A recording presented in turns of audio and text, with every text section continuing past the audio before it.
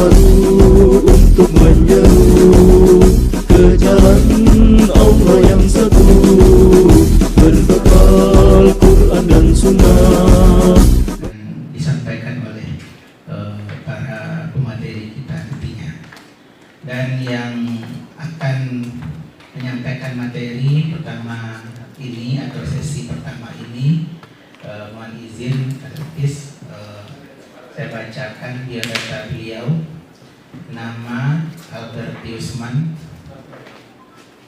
gelar beliau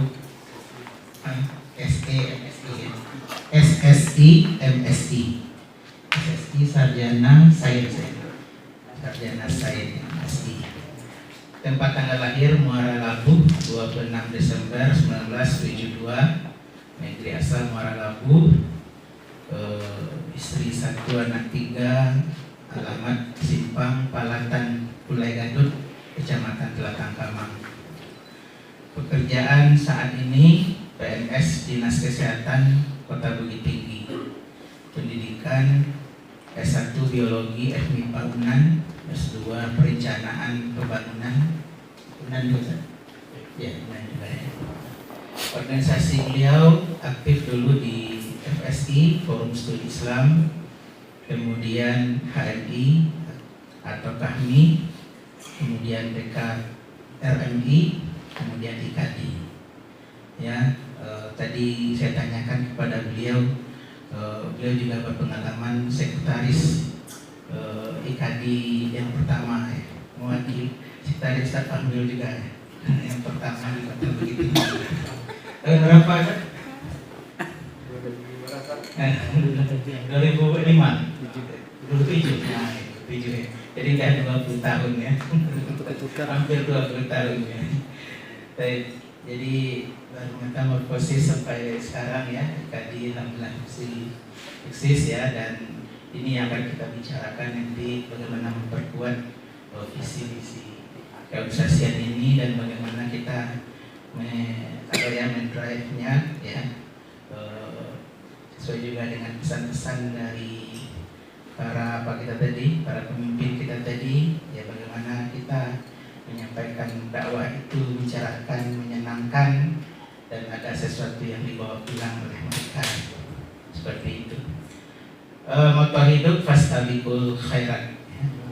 Ini luar biasa ya. Ini Fastabiqul Khairat ini identik dengan Muhammadiyah ya. Muhammadiyah ya. Baik, tapi ini Al-Quran ini masalah ya. Fastabiqul Khairat ya. Baik, demikian asatis biodata beliau. Pada sesi ini dia akan menyampaikan materinya dengan tema memperkuat pemahaman visi misi dan program kerja organisasi. Ya. Dengan tidak memperpanjang waktu kepada Ustadz, kita sampai asar ya, sampai asar. Dan beri waktu beliau menyampaikan materi ini ya sampai slide beliau habis ya, dan kemudian kita buka sesi tanya jawab. Baik, sebelumnya kita mulai sesi ini dengan baca basmalah. Bismillahirrahmanirrahim. Pada Ustaz kita persilakan. Bismillahirrahmanirrahim. Assalamualaikum warahmatullahi wabarakatuh. Alhamdulillah, salatu wassalamu ala Rasulillah, la haula wala quwwata illa billah, amma ba'd. Asyhadu an la ilaha illallah wahdahu wa asyhadu anna Muhammadan abduhu wa rasuluh sallallahu alaihi wasallam wa nabiyya ba'da. Allahumma shalli wa sallim wa barik ala sayyidina habibina maulana Muhammadin wa ala alihi wa sahbihi wasallam. Bismillahirrahmanirrahim. Kita bersyukur pada Allah Subhanahu wa taala atas limpah rahmat dan karunia-Nya. Kemudian salawat dan salam buat sabda Rasul kita Rasulullah Muhammad SAW. Allahumma shalli wa sallim wa barik alaihi. Nanti sewaktu izin berdiri dan mungkin banyak duduk juga nanti. Bismillahirrahmanirrahim. Senang sekali berjumpa dengan kita semua. Dan ini amanah yang diberikan terkait dengan kegiatan kita manajemen organisasi berorganisasi tentu tidak terlepas dari bagaimana kita membeda visi dan misi, kemudian bagaimana kita mengimplementasikannya dalam bentuk real.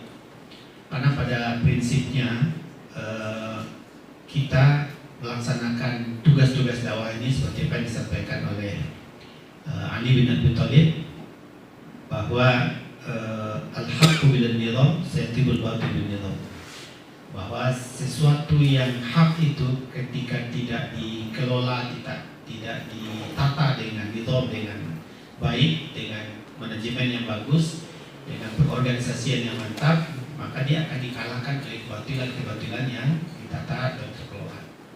Karena itu adalah sunatullah, sesuatu yang direncanakan dengan baik, diorganisasi dengan baik, dilaksanakan dengan baik, ada monitoring dan evaluasinya. Pada prinsipnya dia akan bisa membaca, berkembang, dan terus juga bahkan survive dan malah leader dalam berbagai hal. Namun sebaliknya, ketika kebenaran itu tidak kita kelola, maka dia juga akan hilang, walaupun suatu kebenaran. Jadi memang seperti itulah hakikatnya. Dan ini sesuatu yang menjadi sunatullah. Tidak bisa kita serahkan ketika kita berdakwah. Ini kan proyek kita adalah proyek menjalankan proyek Allah SWT. Maka kita diam saja atau tidak banyak berusaha, maka itu juga tidak akan mendapatkan hasil yang baik. Walaupun ternyata ketika kita lihat bahwa Nabi Nuh alaihissalam beliau berdoa laila wa nahara, ya, ini da'atu qaumi laila wa nahara, beliau berdakwah itu siang dan malam. Yang dapatnya sedikit itu adalah sesuatu yang memang ditentukan oleh Allah SWT, tapi prosesnya itu sudah dijalankan, ya. Apalagi kalau memang kita tidak menjalankannya dengan baik. Nah, karena itu kegiatan kita pada hari ini, ya, sampai besok, sesuatu yang mungkin kita harus dapatkan hasil yang bagus yang bisa kita implementasikan. Nah, bismillahirrahmanirrahim, karena ambil tema yang sampai itu dengan penguatan program dan kegiatan kita. Kenapa? Kita melihat dari visi misi yang sebenarnya sudah bisa diturunkan secara nasional. Nah, karena program kita ini sekarang ada media yang bisa membantu, karena ada interaksi juga nanti. Sadis, silakan bergabung dulu di kelas dengan HP masing-masing. Di kelas point app, ya, silakan diambil. Nanti ada beberapa hal yang mungkin kalau kita tulis, kita kumpulkan mungkin butuh waktu yang lama nanti. Tapi mungkin ini bisa membantu kita nanti untuk beberapa hal. Kelas point. Kelas cari di apa? Kelas point app ini. Simbol C, Ustaz? Iya. Simbol C. C, ya. Kelas kode. Kelas kode. Yang simbol C, cakap belajar online itu, Ustaz? Iya. Ya. Kelas point app itu cari dulu, atau kalau ada yang bisa langsung ngambil join juga bisa. Kelas point. Ini, Ya. ini aneh. Cari saja, di googling saja, di search saja, kelas point app. Nah, setelah itu join kelas. Kan? Iya. Dan join kelas. Nah, nanti ada kelas prep di sana, kan itu. Oh, 20136. Iya. Tuh, tekan. Iya. Ya, sudah ada 3 orang yang bergabung. Ya. Apa nih? Sudah ada 4 orang, kita berapa orang semua? Ya, silakan bergabung semua. Kelas point. Iya. Ada 5 orang yang bergabung. 7. Saatnya ada pulsa, ya. Ada paket. Kalau nggak ada paket nggak bisa gabung. Ada wifi sini, ada wifi. Wifi-nya ada. Pakai nama ya? Iya. Ya, bikin namanya. Di situ diminta nama. Silakan isi namanya. Nama pendek itu bisa. Kalau 7 orang, nama ya, isi nama, ya. Kreatif, Ustaz. Kemudian langsung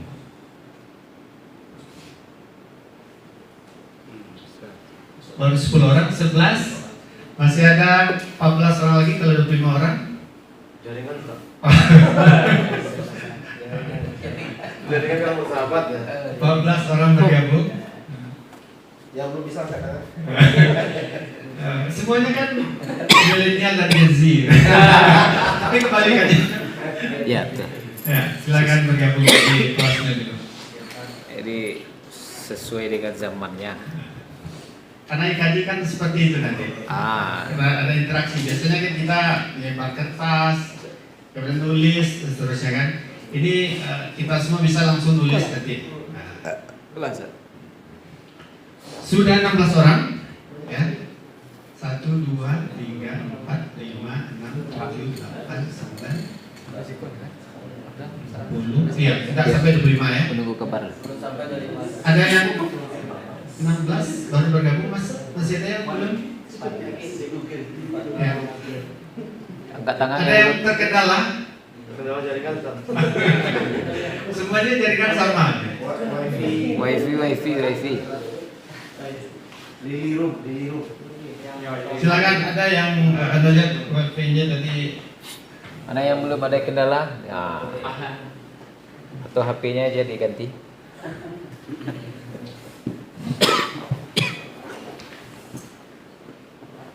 Sudah 17 orang. Kita tunggu, ntar lagi. Sudah yuk lah. Kita harapkan semuanya bergabung. Kalau jaringan itu mau payah. Kendala jaringan itu udah sama. Wifi. Ada yang memang nggak akan bergabung, biar nanti kita paskan pas jam 17. Ya berapa orang Ustaz? Sedih? 19 ya? Anda nggak bergabung lagi? Ya. Berarti dari 18 satu lagi, kita 19 tadi. Atau saya kan bergabung semua. Pas jaringan. Nanti Oh, ada masalah jaringan. MC masih alun ya. MC yang lain lah. Dari mencari pantun tadi. Pentunnya terlalu banyak tadi.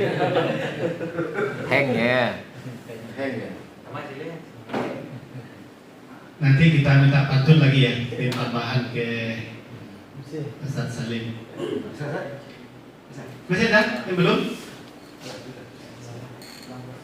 18, kita cukupkan 18 orang? Cukup Ustaz, sebentar lagi.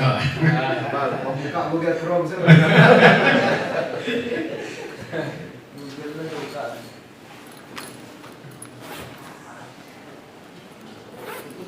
Nah, belum, masih satu orang lagi.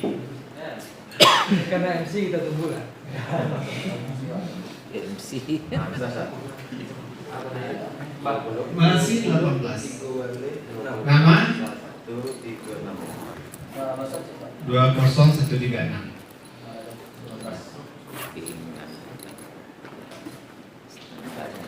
Dah 19 orang.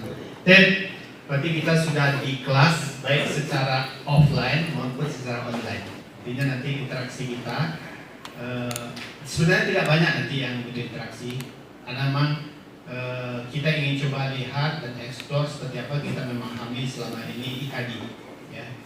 Karena apa yang akan merumuskan program kegiatan dan seterusnya nanti kita semua, dan memang kita harus mengukur dengan kemampuan kita yang ada. Makanya para statis memang harus paham seperti apa kondisi IKD, dan itu akan kita lakukan. Jadi kita akan melakukan nanti dengan metode pertama SWOT ya. SWOT itu tentu kita harus gali, harus eksplor apa yang kita pahami, apa yang kita lihat, amati selama ini. Dan tentu juga ini menjadi sesuatu yang akan sangat besar nanti manfaatnya, sangat banyak manfaatnya untuk IKD sendiri. Nah, kemudian kita akan gunakan nanti OKR dan KPI ya. Hal-hal yang tools manajemen untuk perumusan program dan kegiatan yang biasa sudah kita gunakan juga. Nah, ini kita sedikit lihat dulu. Silakan kita uji coba. Ustaz lihat kembali. Sebelum saya isi. Bagaimana perasaan para asatis hari ini? Nah, ini uji coba saja bro ya. Tulisnya mana? Silakan diisi. Nah, Di mana isinya? Mana sini? ada di bawahnya, coba lihat. Lihat. Kayaknya belum, Ustaz. Belum, Zat. Belum ya? Oh, maaf.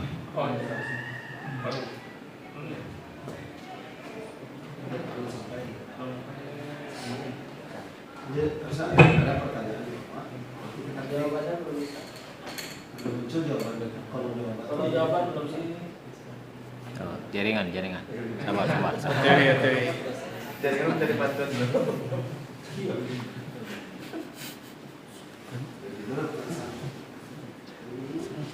Bagaimana pertanyaan? Sangat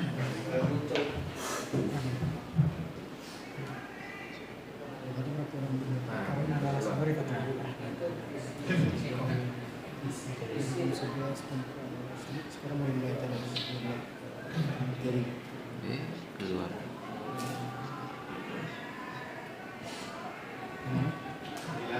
Maaf ya, bentar.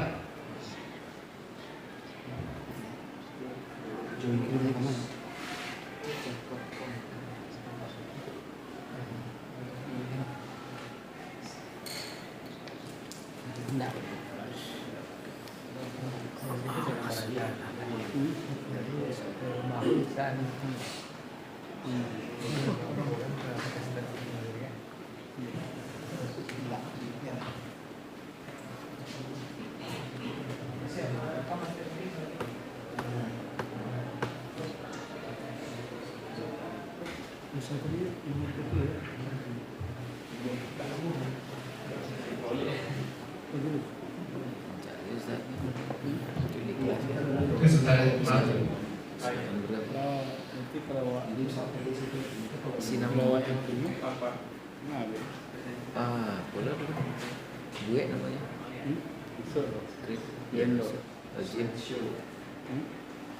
Ada di aplikasi HP tadi kan bisa dicoba. Dia. Bisa di HP. Laptop bisa ya. Mulan Saru bisa. Hah? Saru. Bisa ya. Ya jak yang ada waktu minggu petang tuh. Biar mantap kalau itu. Ya, dia tambah. Fort. Kasih fort lah.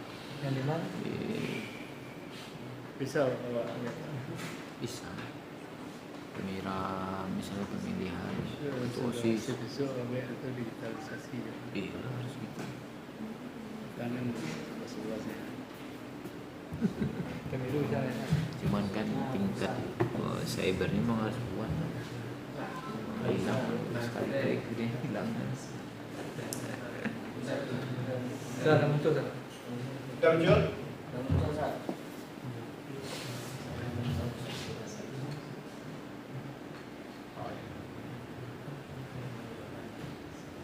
Kalau muncul kan? Muncul ya? Silakan isi, sudah ada yang isi. Senang, ngopi, syukur, alhamdulillah, bahagia. Silakan. Kita ingin lihat.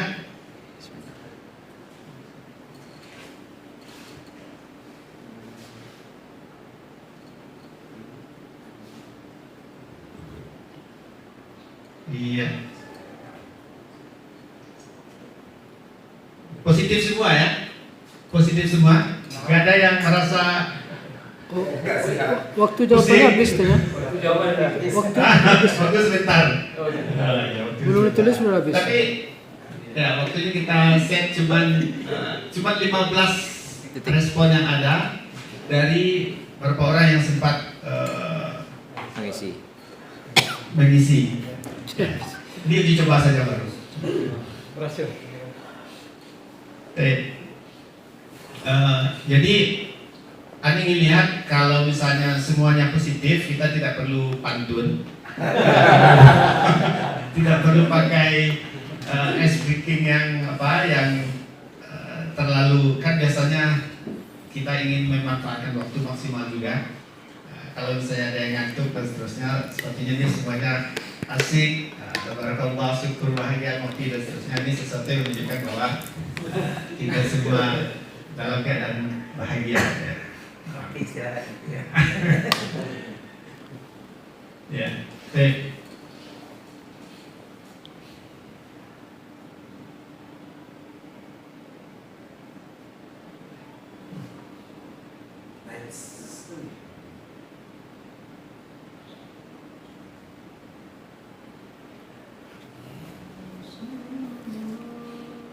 Nah, sekarang kita masuk. Jadi itu tadi speakingnya saja seperti itu, sederhana saja. Yang ingin lihat sebenarnya ada 3 hal juga yang ingin kita tanyakan, tapi sepertinya karena tidak ada tadi yang negatif, semuanya positif. Berarti kita lanjut. Saya ada 2 pertanyaan lagi. Pertama, apa yang ada dalam pikiran kita saat ini? Jadi kalau semuanya sudah berpikiran ada di sini, tidak aman berarti. Ada yang berpikiran istri rumah mbak ayah semacam, atau anak mbak A gitu kan, atau bagaimana dengan pekerjaan sebenarnya. Artinya kita belum berada di sini. Tapi kalau sudah berada di sini, sudah bahagia, sudah senang, alhamdulillah kita bisa lanjut. Itu juga ada satu lagi pertanyaan sebenarnya, apa yang akan kita kerjakan hari ini? Kalau kita jawab spontan, apa yang kita kerjakan hari ini? Belajar. Gak ada yang lain ya, gak ada yang lain yang akan kita kerjakan kecuali kita fokus.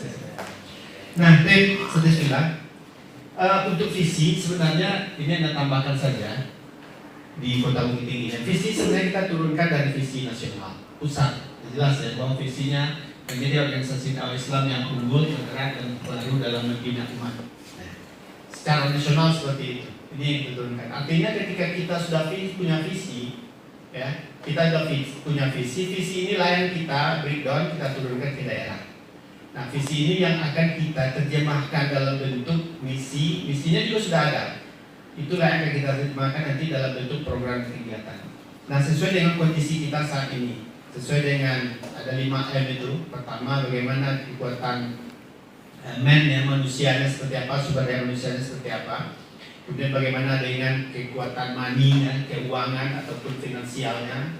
Kemudian metodologi ataupun sistem apa yang kita miliki, material ya, sarana prasarana yang kita punya. Kemudian juga mekanisme apa yang sudah kita miliki. Apakah kita sudah punya terjemahkan turunan ADART pusat ke daerah, kita pelajari atau tidak. Nah, ini akan sangat menentukan bagaimana kita bisa menerjemahkan visi ini nanti ke dalam bentuk program konkret. Kalau tidak, kita tidak akan bisa melaksanakan kegiatan dan hanya akan berputar dalam satu pelatihan ke pelatihan, dari satu rapat ke rapat dan seterusnya. Nah, terus misinya juga sudah ada, menyebarkan dakwah Islam yang rahmatan lil alamin. Ada 4 ya. 4 misi yang sebenarnya sudah digariskan secara nasional. Pertama, menyebarkan dakwah Islam yang rahmatan lil alamin. Bahwa dakwah yang akan kita sebarkan adalah dakwah yang rahmatan lil alamin. Jadi tidak ekstrim kiri dan juga tidak ekstrim kanan. Jadi memang bagaimana kita jadi wakadzalika ja'alnakum ummatan wasata, menjadi umat pertengahan. Dan itu kan menjadi tagline-nya moderasi beragama yang kita pahami ya dalam konteks IKB adalah bagaimana menjadi atau menyebarkan dakwah Islam yang rahmatan lil alamin. Kemudian yang kedua, meningkatkan kualitas dai dan kadar dakwah. Meningkatkan kualitas dai dan kadar dakwah. Jadi ada dai, ada kadar dakwah. Jadi memang sistemnya ini ada di IKD, bahwa kita memiliki struktur, ada dai-nya, ada kadernya. Apa bedanya? Dai adalah mereka yang sudah lama berada di IKD, kemudian menjadi pembina ataupun menjadi mentor dan seterusnya. Kemudian ada kader, orang-orang yang memang akan menjadi generasi berikutnya untuk pengembangan dakwah, yang menjadi estafeta berikutnya dari pelaksanaan dakwah. Dan 2 ini memang harus ditingkatkan kualitasnya. Terus membangun sinergi dengan pemerintah dan masyarakat. Membangun sinergi dengan pemerintah dan masyarakat, bahwa kita tidak bisa lepas dari 2 ini. Kita hidup bersama masyarakat dan kita memiliki regulasi yang tidak bisa lepas dari pemerintah yang ada. Maka seluruh nilai-nilai yang ditanamkan menjadi regulasi atau hukum positif, ya, menjadi hukum positif itu memang menjadi sandaran, menjadi tujuan juga, menjadi frame yang membingkai juga gerakan dakwah ini ataupun pelaksanaan tugas-tugas dai. Lalu yang keempat, menyiapkan program dakwah berbasis teknologi media. Nah, kita tidak bisa lepaskan bahwa perkembangan media, teknologi informasi itu mau tidak mau kita harus ikut. Ya, kenapa? Karena memang pola dakwah atau instrumen dakwah yang ada itu semakin membuat kita menyesuaikan dengan akhlaknya, dengan dengan mutarabi ataupun dengan yang akan kita dakwahi dengan umat seperti itu. Nah, kita akan berangkat nanti dari visi dan misi ini. Nah, nanti kita akan lihat kenapa kita butuh SWOT dulu. Kenapa kita butuh SWOT? Jadi seperti tadi, kita akan coba lihat sejauh mana kita memahami internal kita, lalu melihat eksternal kita. Sebenarnya kan SWOT ini sudah sesuatu yang lama, tapi memang masih tetap digunakan. Karena apa? Karena ini menunjukkan sejauh mana kita memahami kondisi kita. Jadi ada outline look up ataupun input look up, inlook look up. Bagaimana kita melihat ke dalam, bagaimana kita melihat ke luar. Sejauh mana kita memahami dan paham dengan kondisi kita, dan bagaimana pula kita melihat keluar. Nah, jadi kalau SWOT itu biasa, ya, kita melihat dari sisi internal kita itu ada S dan W, ya, kekuatan, kemudian weakness. Itu memang kita lihat secara internal. Internal kita siapa? IKADI itu sendiri. IKADI itu apa? Ada lembaganya, ada orang-orangnya, ada organisasinya, kemudian ada manajemennya, ya, ada metode dan seterusnya. Itu adalah IKADI-nya. Bagaimana kita melihat IKADI-nya? Jadi dari sisi lembaganya seperti apa? Dari sisi sumber daya manusianya seperti apa? Dari kekuatan finansialnya bagaimana? Kemudian apa yang sudah dimiliki sarana dan prasarana pendukung seperti apa? Nah, nanti kita lihat, ya, nanti kita lihat sejauh mana kita memiliki kekuatan di situ, ya, kekuatan baik kekuatan yang memang kita miliki ataupun sesuatu yang bersifat komparasi dengan yang lain, ya, komparatif dengan yang lain. Yang lain juga punya, tapi ada keunggulan kita, atau kita sama-sama memiliki keunggulan dengan yang lain. Nah, tentu ketika kita melihat diri IKADI, maka yang menjadi partner kita adalah lembaga-lembaga dakwah yang lain. Ya, lembaga-lembaga dakwah yang lain itu yang jadi partner kita. Artinya ketika kita menyandingkan secara internal, maka kita bandingkan juga dengan lembaga dakwah yang lain. Nah, begitu juga ketika melihat weakness, ya, kelemahan. Kelemahan itu dilihat dari dalam juga, di dalam internal IKADI-nya. Jadi bukan di dalam internal SDM-nya. Jadi jangan dilihat dari SDM kitanya, tapi dilihat dari secara akumulasi IKADI. Kemudian begitu juga ketika kita melihat peluang atau opportunity kita lihat dari luar kita. Jadi opportunity dengan threat atau ancaman itu kita lihat dari luar kita, lihat dari eksternal. Ya. Seperti apa eksternal kita, growth-nya seperti apa, perkembangannya seperti apa, kemudian kebijakan-kebijakan yang ada seperti apa, kemudian kecenderungan orang-orang yang ada di luar IKADI seperti apa. Nah, semua itu kita lihat dari sisi peluang. Itu juga ancamannya juga bagaimana, ya, baik dari kebijakan, dari regulasi, dari lembaga yang lain ataupun ya mungkin kasarnya musuh-musuh Islam seperti apa. Nah, itu menjadi ancaman yang kita lihat. Jadi kita mencoba mendekatkan, melihatnya dari IKADI-nya. Jadi tidak sesuatu yang lihat dari luar terlalu jauh. Misalnya nanti akan kita lihatkan contohnya. Kemudian tujuannya, kenapa kita butuh SWOT? Supaya kita bisa menyusun strategi berdasarkan kondisi internal dan eksternal organisasi. Jadi betul-betul real. Jadi jangan dilihat di luar dari lembaga kita yang ada. Lembaga kita IKADI, ya IKADI Bukit Tinggi, tidak IKADI Agam.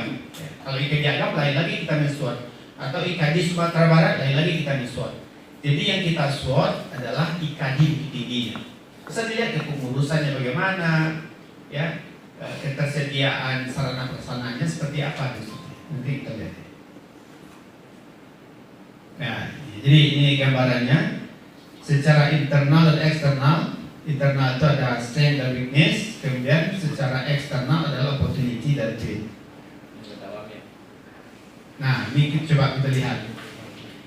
Silakan. Sudah keluar? Nah, coba di Bapak para asatis Bisa di zoom. diisikan di type work contrast ke. Dia catatan. Silakan, ada 4 hal yang bisa ditulis masing-masing. Ya. Silakan, ini apa saja kekuatan yang para asatis ketahui, pahami, lihat, alami, dan kita rasakan yang ada di IKADI. Bukit tinggi ya, IKADI-nya Bukit tinggi. Silakan dibuat. Belum bergabung?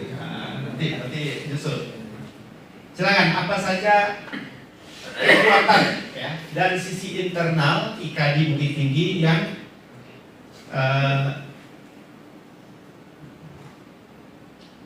para asatis rasakan, lihat, dan juga mungkin sudah diakui. Apa saja? Kita punya waktu 2 menit lagi untuk ngisi. Ada 3 atau 4. Silakan. Dari sisi sumber daya manusianya seperti apa? Dari sisi kelembagaannya bagaimana? Dari sisi dai-nya seperti apa? Dari sisi kadernya bagaimana? Nah, silakan. Apa saja kekuatan IKADI yang para asatis lihat?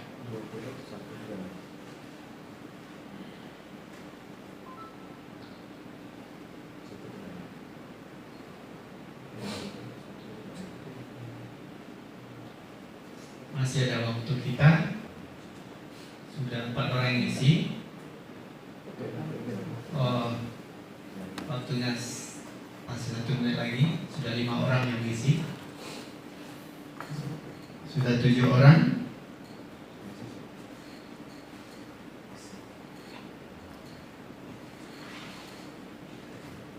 Silakan diisi. Dilihat. 10 orang. Masih ada waktu 50 detik lagi. 48 detik.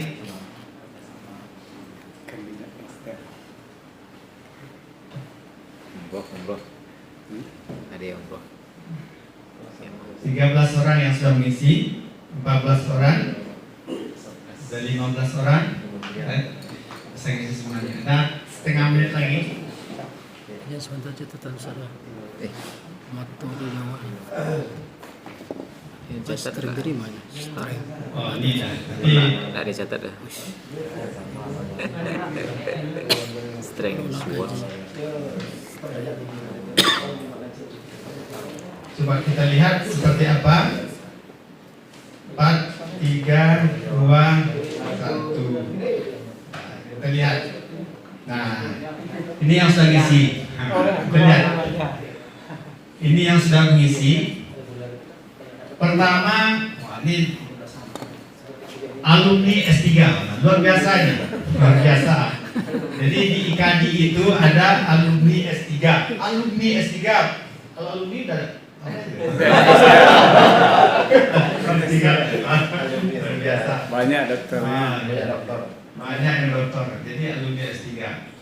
Ini dari Pak Abdul Aziz, masih nampak orangnya sering isi ya.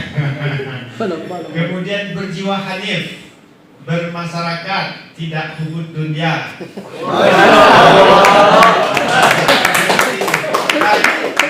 Dari teorinya masuk ya.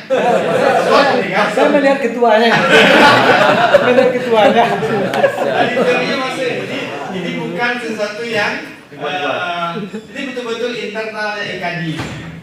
Kemudian nih kita lihat SDM yang cukup. Nih SDM yang cukup relatif sebenarnya, relatif SDM kita cukup. Mungkin yang lain memiliki kesulitan dalam kaderisasi, tapi IKADI ini masih tetap ada kadernya. Terus asatis yang mumpuni keilmuannya.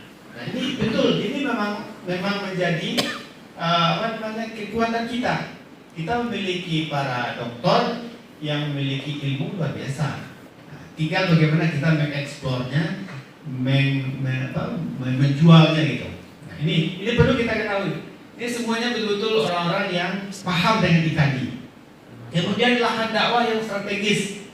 Nah, lahan dakwahnya strategis. Terusnya kerjasama dengan Pemda yang kuat.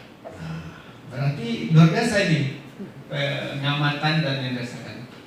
Kemudian ada dari Pak Afdal, pengurus dengan keilmuan mumpuni, latar belakang pengurus yang dinamis, anggota ada senior dan yang muda. Jadi tidak menumpuk yang tua saja, ada yang muda juga.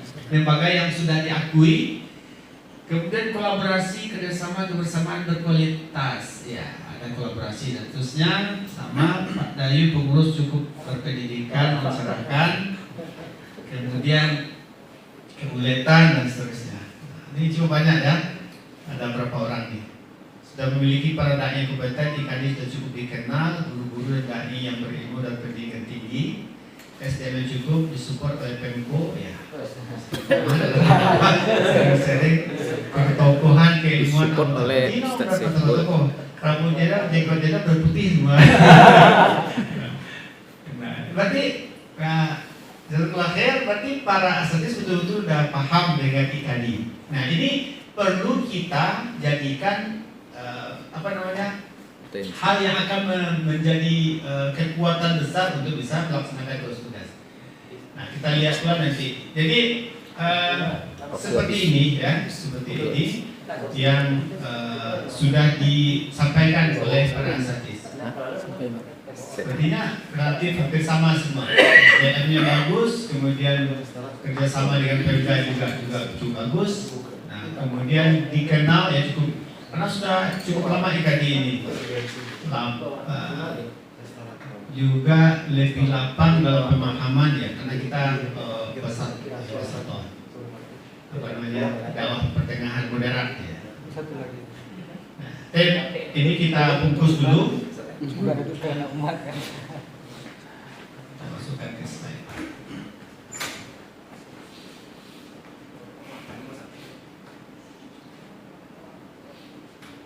Mantap ya saya.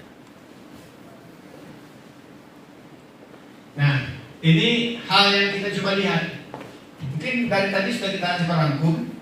Kekuatan kita itu memiliki jaringan dai dan ustadz yang aktif di masyarakat, ya kan? Kan tadi apa yang saya sampaikan tadi, kita memiliki dai yang aktif di masyarakat. Jadi ada tokoh-tokoh kita, para dai kita yang memiliki keilmuan, punya majelis, ini sudah cukup banyak di masyarakat. Dan orang tahu. Nah, cuma tahunya itu apakah dia IKADI atau tidak, itu saja yang belum barangkali. Misalnya kita punya tokoh, oh ini IKADI. Kita punya tokoh ini IKADI, mungkin seperti itu. Tapi orang yang secara personal itu sudah ada. Kemudian dukungan moral dari tokoh agama dan masyarakat lokal, ya kan? Kan tidak ada IKADI yang dikejar-kejar orang atau diburu orang atau dilarang dakwahnya di mana, kan nggak ada saat ini lagi. Beda dulu. Kemudian identitas organisasi yang kuat sebagai lembaga dakwah. Jadi sampai saat ini IKADI itu keberadaannya sebagai lembaga dakwah itu diakui. Terus komitmen internal terhadap nilai Islam moderat. Nah, itu yang saya sampaikan tadi. Kita berkomitmen sebagai orang-orang yang menjalankan atau melaksanakan nilai-nilai Islam secara moderat. Nah, jadi asatidz itu apa yang para asatidz sampaikan tadi ya, dekat dengan simpulan ini bahwa kita memiliki kekuatan, bahwa kita punya dai ya, kita punya dai yang aktif di masyarakat, ya, membina pengajian, berkolaborasi, memberikan kontribusi dan seterusnya. Kemudian tidak sedikit ya kegiatan-kegiatan IKADI itu yang didukung oleh masyarakat. Nah, sekarang coba kita lihat bagaimana kondisinya terkait dengan witness. Silakan.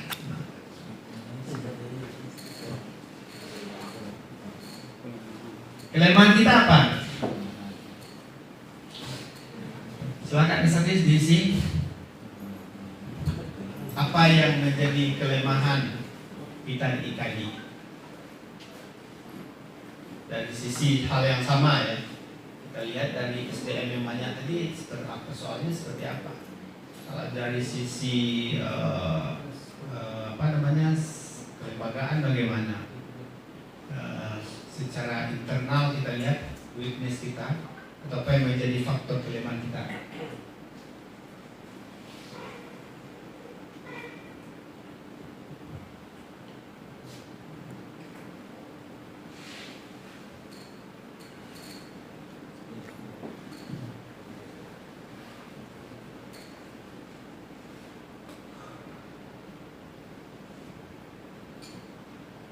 masih berproses.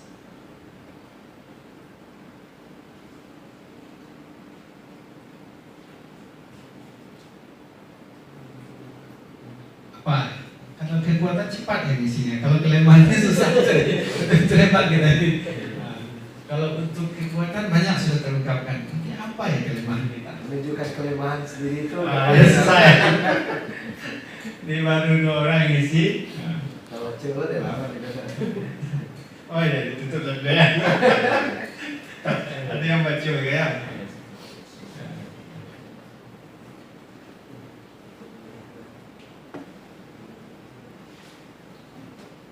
Masih nampak.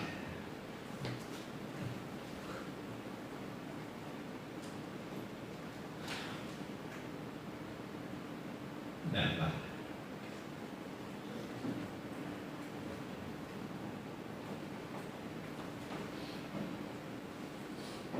Habis.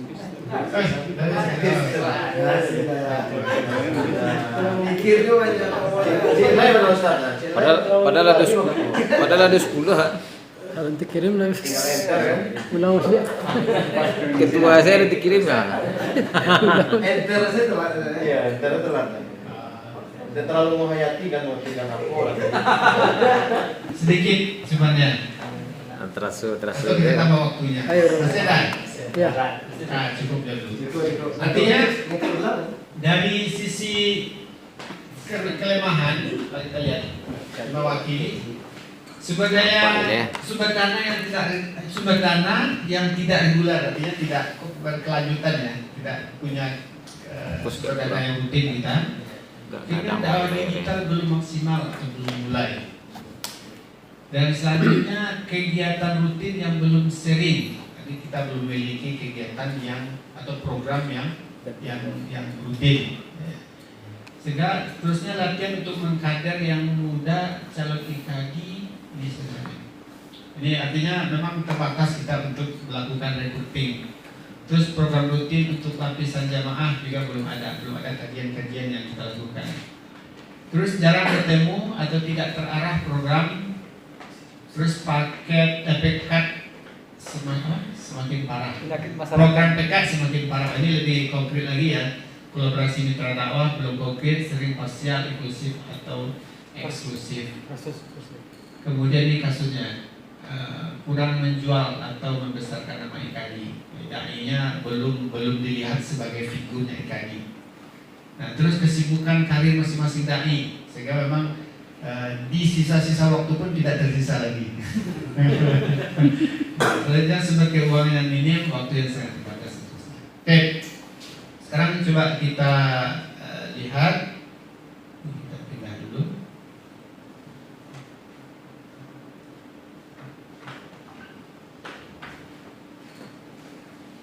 Nah, searah juga tadi dari apa yang sudah dibuatkan, bahwa dari sisi kelemahan kita memiliki sumber daya finansial dan teknologi yang terbatas. Kita belum memiliki sumber keuangan yang bisa kita dapatkan secara rutin untuk membiayai dakwah. Nah, ini kan banyak hal yang orang bisa lakukan untuk itu. Nah, kita belum merumuskan itu. Terus belum optimal pemanfaatan media sosial dan digital. Tadi juga ada yang menyampaikan seperti itu. Terus kurang pelatihan berkelanjutan bagi kader dakwah. Tadi juga menyampaikan. Minimnya dokumentasi dan publikasi kegiatan. Artinya kegiatan kita baru kita konsumsi internal. Belum kita publikasikan untuk publik sehingga orang tahu dengan kegiatan kita. Atau memang dalam tanda kutip kegiatan itu betul yang jarang. Jadi dari sisi internal kita melihat bahwa IKD itu punya kekuatan yang luar biasa, tapi di sisi yang lain kita punya kelemahan. Nah, kita catat kelemahan kita setidaknya ini, bahwa kita memiliki keterbatasan sumber daya finansial, keuangan yang akan membiayai dakwah. Dan dakwahnya tentu tidak bisa akan bergerak ya kalau tidak ada yang membiayai atau tidak ada sumber biaya.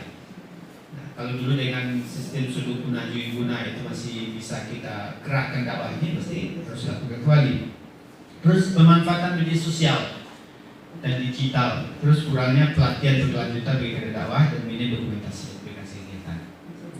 Artinya memang belum publish ke masyarakat kegiatan-kegiatan kita. Nah, sekarang coba kita lihat dari sisi opportunity. Silakan. Peluang. Bagaimana kita melihat eksternal kita? Ya, eksternal kita yang bisa kita ambil potensinya, kesempatannya sebagai langkah untuk menyelesaikan persoalan-persoalan atau kelemahan-kelemahan kita tadi, atau kita gunakan, ya, kita gunakan kekuatan kita untuk mengambil peluang itu. Nah, coba silakan para asatidz isi. Apa kira opportunity kita, peluang kita yang bisa kita ambil, jadikan sebagai potensi untuk mengembangkan atau menjalankan tugas-tugas kita ini.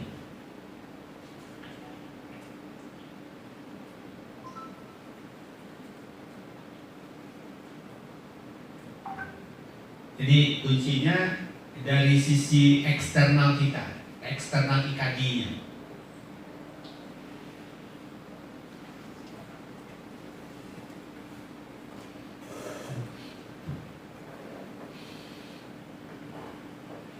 Ada 22 orang bergabung, belum ada yang submit ya.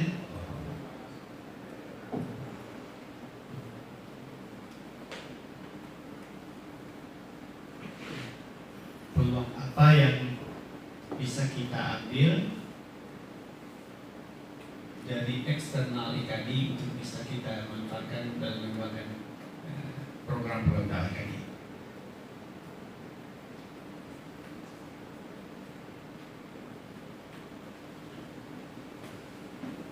Baru ada 3 orang yang ngisi. Udah habis waktunya, enter. Belum, masih waktunya 1 menit lagi.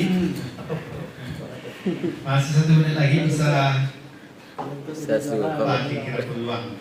Silakan. Kalau kita udah bisa membaca peluang, kalau orang menggalih kok peluang itu nampak adanya ketika lihat dijual gitu kan. Tapi kalau tak bisa membaca peluang ya sulit, kita akan lakukan apa? Tadi kita sudah identifikasi apa kekuatan kita, kelemahan. Nah, sekarang kita lihat juga peluang. Apa yang akan menjadi peluang bagi pengembangan dakwah IKD. Waktunya setengah menit lagi, sudah 11 orang.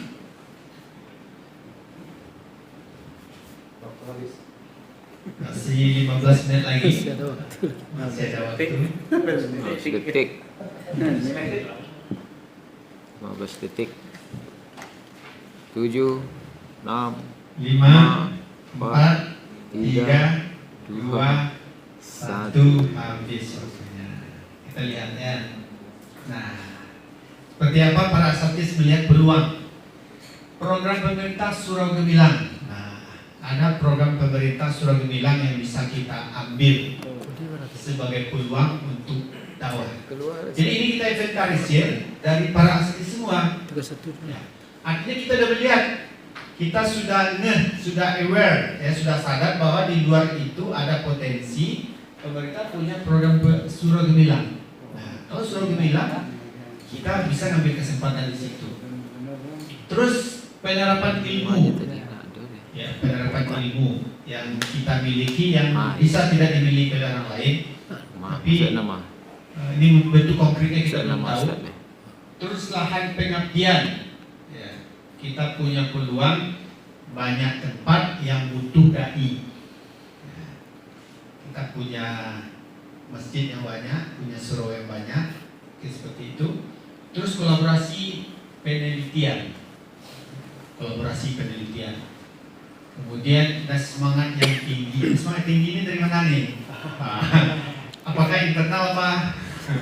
Ini kita lihat bisa dua-duanya, internal dan eksternal. Tapi kita lihat dari sisi eksternal kita. Terus bekerja sama dengan pengurus masjid dan musyawarah, seperti itu. Kita punya masjid dan musyawarah cukup banyak. Kita artinya punya peluang masuk ke sana. Yang mereka punya, ya, masyarakat butuh dan kita punya. Nah, terus manfaat sekret untuk kegiatan rutin. Nah, ini buat channel medsos untuk si adik-adik, ini ada peluang seperti itu. Artinya sekarang sangat mudah untuk menggunakan medsos itu ya, seperti itu. Kerjasama dengan Pemda, ya Pemda buka tangan untuk membuka tangannya untuk bekerja sama buat program subuh. Nah ini kita betul-betul konkret. Terus mitra strategis pemerintah, iya. Terus unsur Pemko yang support hari ini BKBBI mulai eksis, nah, ini juga bisa dimitra kita. Menuju Bukit Tinggi Gemilang, SDM Bukit Tinggi mengembangkan hasil kewirausahaan, mengembangkan hasil pengembangan dakwah berbasis masjid, terus iya. Terus dari kali diterima masyarakat, itu bisa saja diterima tadi ya. Terus masjid dan musola siap, iya, itu adalah peluang kita.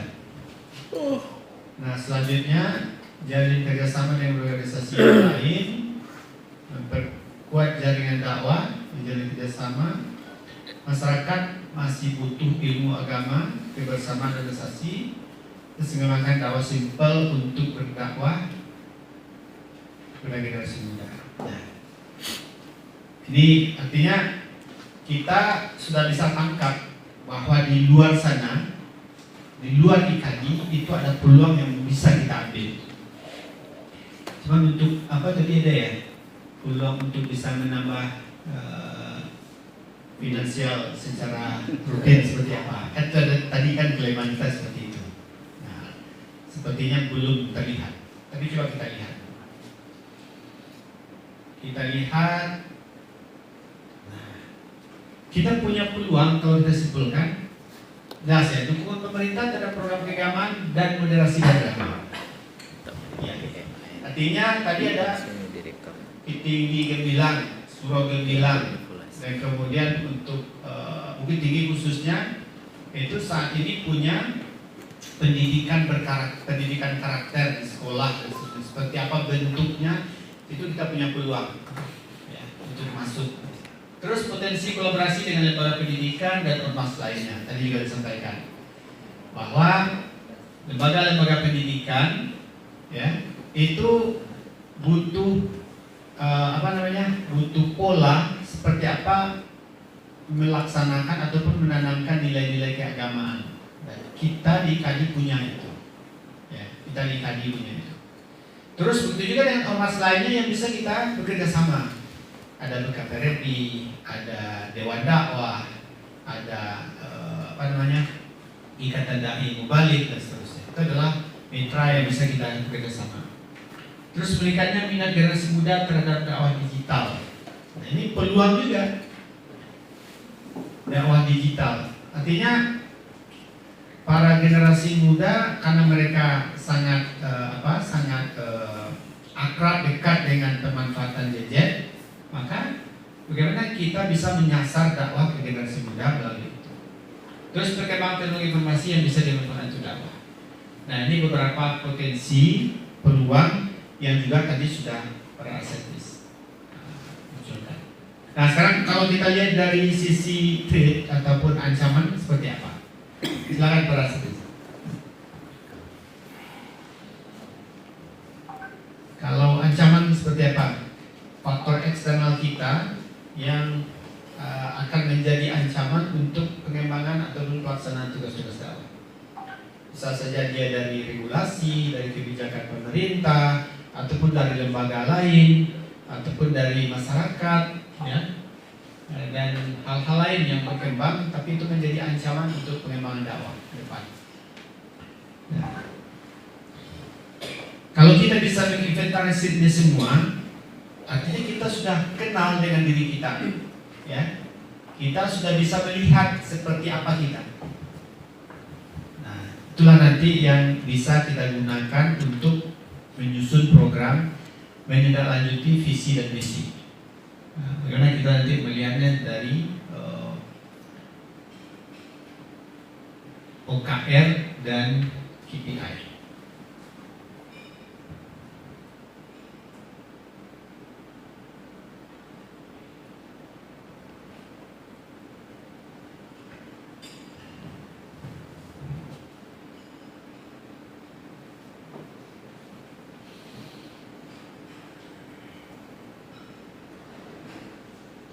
Masih satu orang di 1,5 menit pertama. sudah 2 orang. Kita akan lihat nanti bagaimana para asatidz melihat, membaca ancaman terhadap dakwah di luar, ya, yang dekat dengan IKD.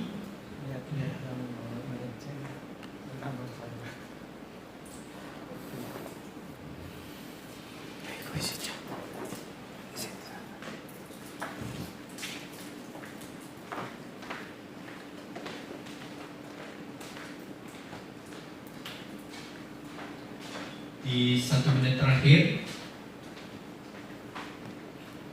sudah 6 orang.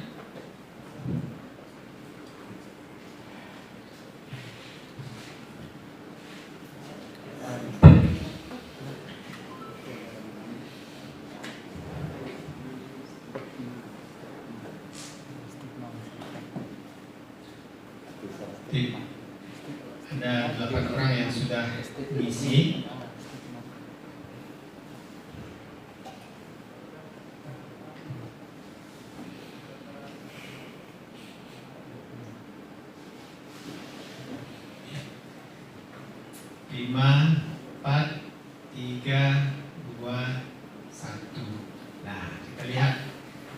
Bagaimana para asatidz melihat ancaman apa yang akan mengancam dakwah kita ataupun pelaksanaan tugas ke depan. Pertama, ini kita lihat dari eksternal, ya, dari eksternal. Pertama, ditinggalkan masyarakat. Wah, ini Ustaz Ayu melihat kita bisa ditinggalkan oleh masyarakat dakwahnya. IKD-nya Ustaz, ya, bukan dakwahnya. Misalnya seperti itu. Ustaz Ayu melihat ada kemungkinan ini bisa ditinggalkan masyarakat. Mungkin ada kompetitor yang lain. Kemudian tidak ada kegiatan yang rutin. Ini bisa saja kelemahan tadi tidak masuk, kaderisasi tidak maksimal, juga masih kelemahan kita. Artinya bukan eksternal kita yang menyebabkan itu terjadi. Jadi kita lihat di tweet ini yang diancam ini adalah eksternal kita. Kalau dia lakukan ini, dia buat kebijakan seperti ini, dia akan mengancam dakwah. Seperti itu melihat wajahnya. Kemudian futur juga dari dalam, ya. Jarang bertemu, ini juga internal. Underestimate pihak luar, ya. Kenapa mereka underestimate? Kita lihat nanti. Apakah memang kita dilihat masih eksklusif atau tidak empati dan seterusnya. Itu bisa macam-macam. Kemudian kurang ilmu dan wawasan. Nah, itu sebenarnya internal kita. Bisa kita lihat weakness sebenarnya. Kemudian kurang bersinergi. Kurang bersinergi itu pasti weakness kita, ya. Di sekali lagi kata kuncinya adalah kebijakan ataupun kondisi eksternal yang akan mengancam dakwah, ya. Akan menyebabkan dakwahnya berhenti, atau dakwahnya dihalangi, atau dakwahnya dibubarkan. Nah, ini yang kita. Kemudian konteks dakwah kurang sesuai dengan kondisi terkini masyarakat. Nah, ini juga masih belum. Ini dari kitanya. Ya. Kemudian meremehkan pekat yang terjadi di sekitar kita. Generasi muda yang jauh dari agama. Nah, itu di luar, ya. Ini akan menjadi ancaman kita. Terus tidak berjalannya program IKD secara kontinu. Ini internal kita lagi. Terus khawatir dianggap inklusif oleh publik. Ini internal juga nih. Kader-kader yang belum muncul di masa depan jika tidak ada generasi. Ini weakness kita juga. Ketinggalan metode dakwah jika tidak lakukan digitalisasi. Ini weakness juga. Pengaruh HP media era keterbukaan. Ya, berarti ada. Tapi kita lihat ancamannya akan seperti apa. Karena ini bisa jadi ancaman, bisa juga jadi peluang. Terus kalau kita tidak gercep memanfaatkan platform media sosial, kita akan kalah dengan orang mungkin banyak menggunakan konten dan adaptasinya. Tapi viral. Nah, artinya memang intinya di situ kita punya peluang, punya ancaman kalau kita tidak gunakan media sosial. Nah, seperti itu. Terus adaptasi media digital dalam dakwah. Sebab kalau dakwah ceramah saja dianggap kurang berkembang. Terus peluang dakwah, peluang penolakan, penganiayaan fisik, fitnah dan propaganda. Nah, di Bukit Tinggi sepertinya belum sampai seperti itu. Terus persaingan antar organisasi yang kurang sehat. Nah, stigma negatif masyarakat terhadap dakwah. Terus dana yang tidak rutin, pertemuan yang jarang. Artinya untuk melihat ancaman, ya, untuk melihat ancaman, karena memang tidak ada ancaman mungkin ya, sulit kita melihat ancaman itu ada. Tapi coba kita lihat apa yang menjadi ancaman kira-kira. Nah, pertama munculnya paham ekstremis yang dapat mengganggu citra dakwah moderat, baik ekstrem kiri ataupun ekstrem kanan. Kalau kita ekstrem kiri relatif saat ini tidak ada. Untuk Bukit Tinggi ekstrem kiri nggak ada. Kalau kiri itu kita lihat, kiri itu kan cenderung yang non agamis ya, cenderung kita lihat seperti itu. Kalau kanan yang terlalu berlebihan dalam beragama. Nah, baik ekstrem kiri atau ekstrem kanan, karena kita berada di moderat itu berada di tengah-tengah, ya, berada di tengah-tengah. Ketika ada ekstrem kiri yang, kalau dulu kan memang ekstrem kiri ini dibentuk, dipropagandakan, diwacanakan, dinarasikan sehingga dia terbentuk menjadi opini di masyarakat. Kalau sekarang mungkin berjalan waktu nanti dengan Israel yang sudah minggat, ya, karena mereka yang membuat ulah, itu ekstrem kiri itu relatif akan menjadi hilang ya. Tapi ekstrem kanan yang melihat berlebih-lebihan terhadap agama, dalam artian segala kasusah itu bid'ah segala macam, itu juga ekstrem ya, ekstrem kanan yang melihat agama seperti itu sehingga orang menjadi susah, menjadi sulit, terjadi benturan dan seterusnya. Itu adalah ancaman mengganggu citra dakwah moderat di kita bawah. Kemudian persaingan antar lembaga dakwah dalam perhatian publik.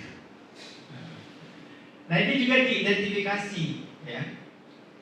Karena pada prinsipnya ketika kita tidak berdakwah ke luar atau kita tidak mengambil objek dakwahnya non-muslim, maka tentu objek dakwah kita adalah sesama muslim. Nah, muslim yang lain juga akan mengambilnya, ataupun lembaga dakwah yang lain juga akan mengambilnya. Nah, persaingan itu cenderung ada, misalnya terhadap. Maka ini harus diluruskan dengan visi dakwahnya. Misalnya kalau dulu polanya adalah pola memanfaatkan sumber daya yang ada ataupun memanfaatkan, kalau misalnya ada masjid, sejauh mana kita bisa memanfaatkan masjid. Maka ketika kita berpikir seperti itu, dia menjadi orang yang atau lembaga lain yang ada di situ jadi pesaing kita. Tapi kalau kita berpikir bagaimana kita mengadakan masjid, kita membangun sarana, maka orang lain tidak menjadi kompetitor kita. Nah, itu bedanya. Terus perbuatan regulasi yang bisa membatasi ruang gerak organisasi keagamaan. Nah, ini relatif sebenarnya ya, karena perubahan regulasi itu untuk kita di Bukit Tinggi relatif tidak besar. Contohnya apa kejadiannya? Seperti di awal-awal tahun 2022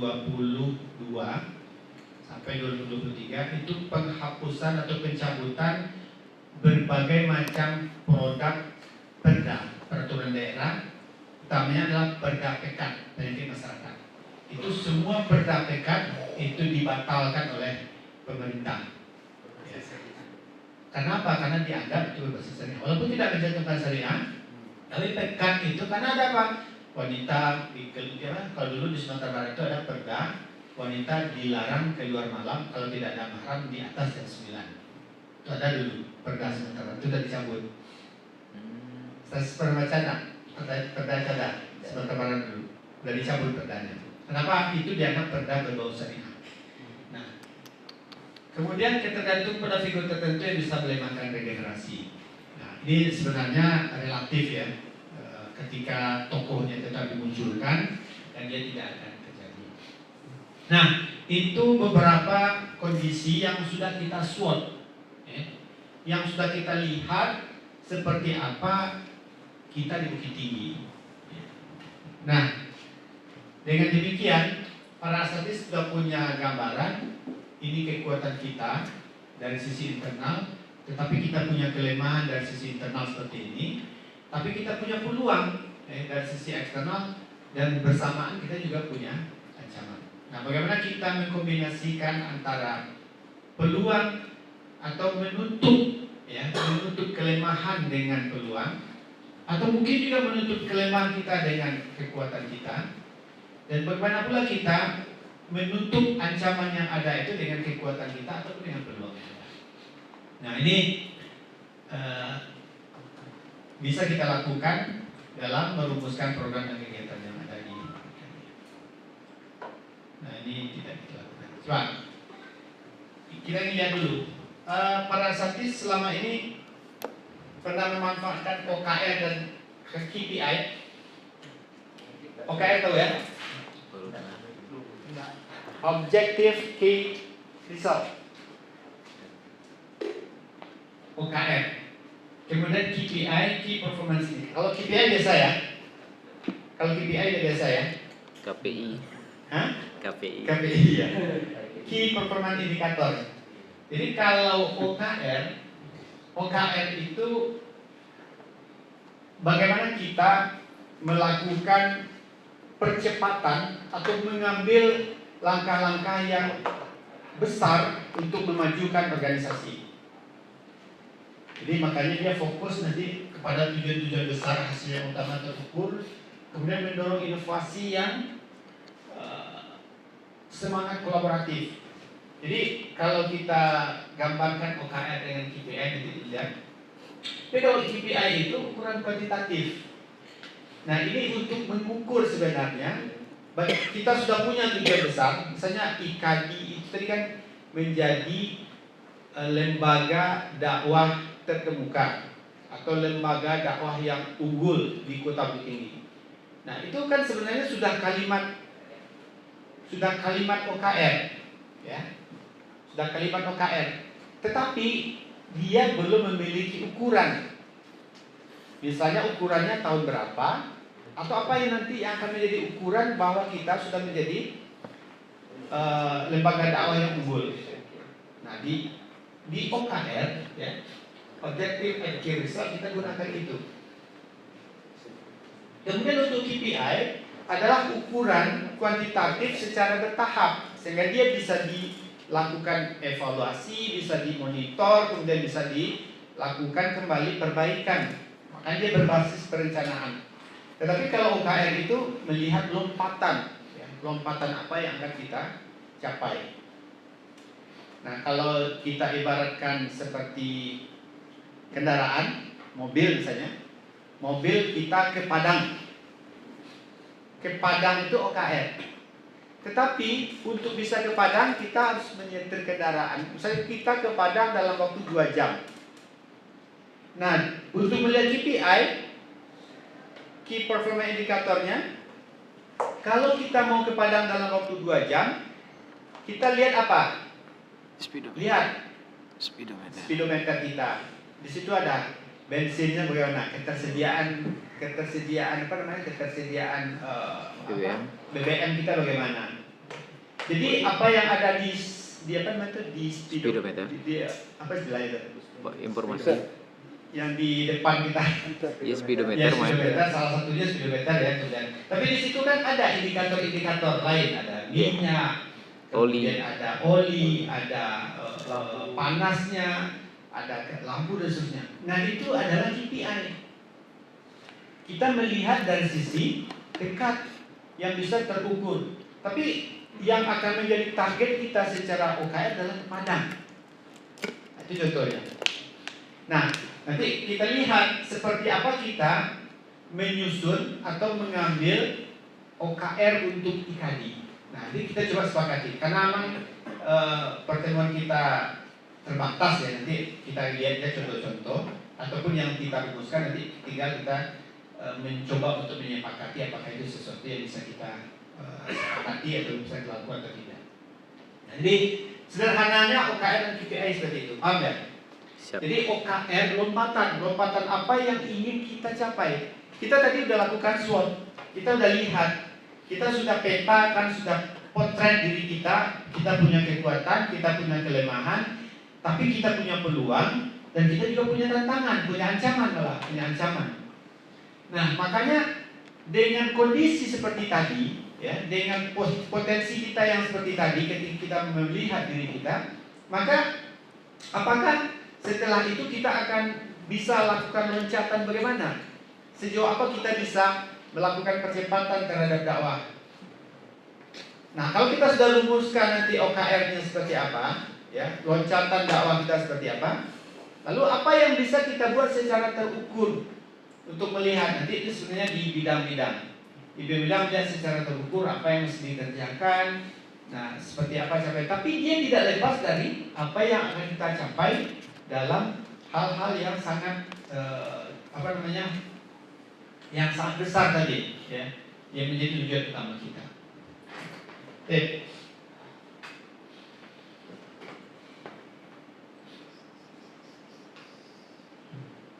Nah, ini sudah kita sampaikan tadi, apa itu OKR dan KPI.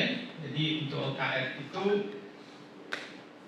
kita berpikirnya terhadap tujuan-tujuan yang besar dan terukur, ya, yang bersifat inspiratif, strategis, dengan hasil yang terukur dengan pencapaian atau key result. Nah, untuk KPI seperti ini fokus pada hasil personal, untuk monitoring rutin, spesifik dan terukur.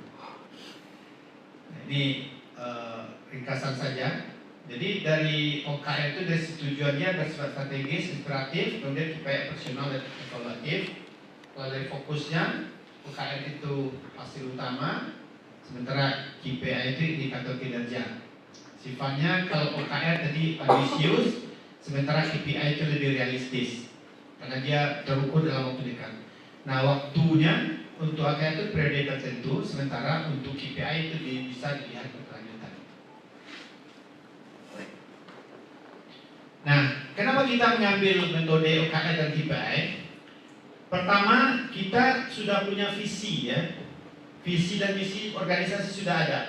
Jadi kita tidak lagi merumuskan visi dan misi yang baru, karena visi dan misi kita sudah diturunkan atau di-breakdown dari pusat sampai ke daerah.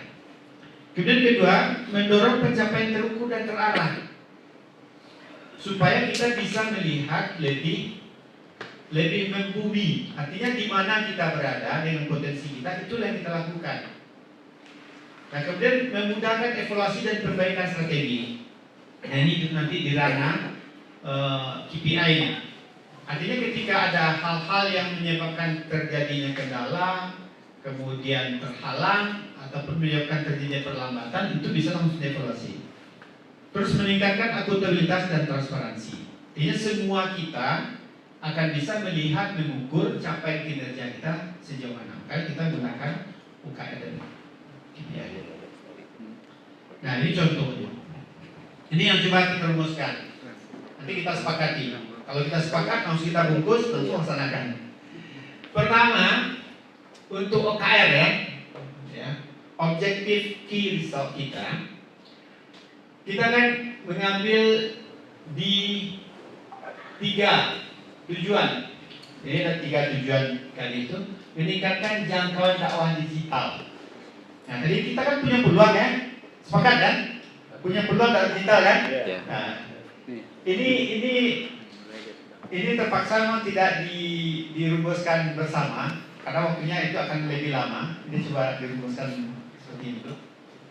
Meningkatkan jangkauan dakwah digital. Nah, sekarang kita lihat Ika ini sudah punya media sosial belum? Sudah, ya. Kita bisa nggak targetkan 10.000 followernya? Nah, 10.000 follower. Media itu ada gue. Sudah punya belum? Sudah. Itu mana sih lo? Tapi kan sebidang. Untuk Bukit Tinggi dengan penduduk 137.000 penduduknya, 137.000 dengan generasi itu 60% penduduk kita itu adalah orang-orang produktif semua. 60%-nya. Jadi kalau 60% dari 130.000 saja, itu ada sekitar berapa ribu itu? 13 kali 6. ketua sih. Selang itu 100.000, ya, 100.000. Nah, kita mengambil 10.000 follower. Ini OKR ya. Ini uang yang wah mau kita capai. Ini yang wah. Nah, nanti kita lihat KPI-nya seperti apa. Bisa dibungkus nggak ini? Bisa. Bisa ya? Kalau 10.000 bisa. Kalau sekarang berapa follower kita? 25.000. Hah? 314.000. Masya Oke, ini angka yang relatif ya rasional lah gitu, 10.000. Tapi ini belum ada batasannya tahun berapa. Iya. Nah, ini kan tahun berapa kita itu sepakati. Apakah jumlahnya kita tambah atau tahunnya yang kita koreksi? Ini saya dikosongkan. Hah? Facebook aduh, IG Masa 10.000 udah bisa kan? juga dibikin. Apa media sosial kita yang mau kita kuatkan? IG. IG ini siapa yang mengelola? Fanpage ada, Instagram ada. Lengkap berarti ya. Ada. Fanpage juga ada ya. Ada. Berarti Instagram ada, fanpage ada. Mengisinya lagi. Nah, ini nanti berpikir di KPI kita. Tapi kita sudah punya rencana besar nih. Tinggal kita bikin 10.000 angka yang kita sepakati tahun berapa? 5 tahun leh. 2026. Hah? 2026. Nak sekolah tiap tahun barang masuk. Kali sih. Bisa. Ya, tahun berapa? Tahun berapa? Tapi kalau ini kan tadi jawabannya apa namanya? OKR-nya kan cukup bagus gitu. Ya. Tapi kenapa tahun berapa itu kita jawabannya dengan terukur gitu. Iya, Jadi betul. sih mau Abdal, oke lah, mungkin contoh saya pribadi gitu kan. Mungkin saya menjanjikan sekitar 500 contoh kan seperti itu. Atau nanti karena singgung siswa gitu. Mungkin karena salah satu strength kita kan tadi kata Nyak Jis, alumni S3 banyak. Ya pertanyaannya melalui Pak Dos berapa bisa masuk? Jadi kita kan betul gitu. Karena kalau tanda petik kita buat konten akan nambah follower aja sulit. Kalau saya pribadi aja Instagram baru belajar gitu. Tapi ketika siswa yang baru masuk di jurusan pribadi itu, kalian semua keluarkan HP. Ini IG Bapak, tolong kalian follow. Kolaborasi. Jadi Iya. istilahnya melalui pantai tadi nanti kan bisa gitu saja. Jadi Kalau jelas kita kan. yang hadir sekarang sekitar 25 orang saja, orang saja bisa berbuat Ya, potensi seperti itu, kita itu. satu orang bisa 500, Iya, kalau itu 20 orang kan sudah cukup tuh. Peluang setiap tahun tadi. Iya kan? Sudah bisa berarti kan? Bisa. Kita punya teman ngajak, ya, itu kan nanti bicara KPI sebenarnya. Itu bicara KPI. Tapi kan rasional ini. Ya, walaupun dia sesuatu yang besar, tapi masih rasional dengan potensi kita yang banyak, ya, personelnya banyak, sumber dayanya ada yang S3, kemudian ada yang jadi guru, jadi dosen, jadi apalah gitu kan, banyak. Nah, ini bukan sesuatu yang sulit bagi kita. Nah, tinggal nanti kalau nanti di program kerja lebih direalkan, lebih dimatangkan. Ini jadi berapa, dia di tahun berapa. Tapi setidaknya seperti ini kita bicara. Nah, kemudian untuk dakwah digital, 3 konten dakwah digital tertekan. 3 konten dakwah digital. Apa contohnya? Ya, mungkin kalau konten dakwah digital itu ada misalnya nasihat pendek ya dari seorang ustaz, atau kalau sekarang kan asal menamakan ikadi ya dibuat dengan AI itu sekarang bisa. Tapi ada yang melihat, ada yang menjadi korektornya ya. Ada yang memberikan koreksian terhadap apa yang dibuat. Nah, sekarang kan tidak mesti menampilkan sosok ustaznya.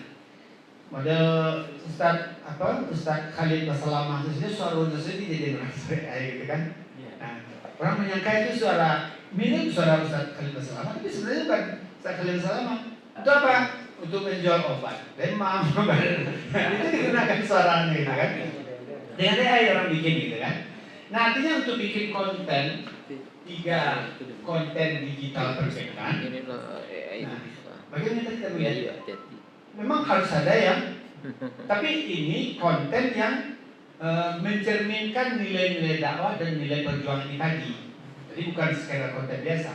Misalnya dakwah IKADI, dakwah yang rahmatan lil alamin, dakwah moderat, ya, dakwah yang memberikan kesejukan, ketenangan yang membuat orang berpartisipasi, empati dan seterusnya. Nilai-nilai dakwah yang kita sampaikan, tapi dengan membuat konten. Nah ini kita masukkan dalam OKR karena sesuatu yang sebenarnya kita ingin capai, tapi ini kalau kita bisa bikin, atau nanti bisa jumlahnya dikoreksi 3 konten dakwah digital perbankan. Kan harus ada tim media yang mengelola. Nah, tim media mengelola, tinggal nanti dibikin struktur siapa yang akan menjadi yang memberikan ide dan seterusnya, dan bagaimana nanti koreksi dan seterusnya. Kemudian 1 podcast dakwah per bulan. Kalau podcast yang betulan memang agak mahal kali ya. Kalau Ustaz sekarang beli laptop saya. Ustaz Ayu beli laptop saya. Laptop kemudian bermodalkan satu laptop dengan OBS-nya. OBS benar ya. Bagaimana kita membagi layar ya. Kemudian cukup dengan 2 HP, 1 HP yang diarahkan ke narasumber, 1 HP yang diarahkan ke host. Itu bisa dikonekkan dengan HP, dengan laptop yang mau dibeli Ustaz Hamid, itu sudah bisa jadi podcast. Tinggal mencari ruangan, apalagi Ustaz Hamid sudah punya ruangan di Jambe, gitu kan? Iya. Nah, 1 podcast per bulan. Narasumber kita banyak, mengangkat materi-materi seperti apa, yang mau diangkat. Mungkin yang tentu ya, yang sedang hangat, ya, yang sedang viral.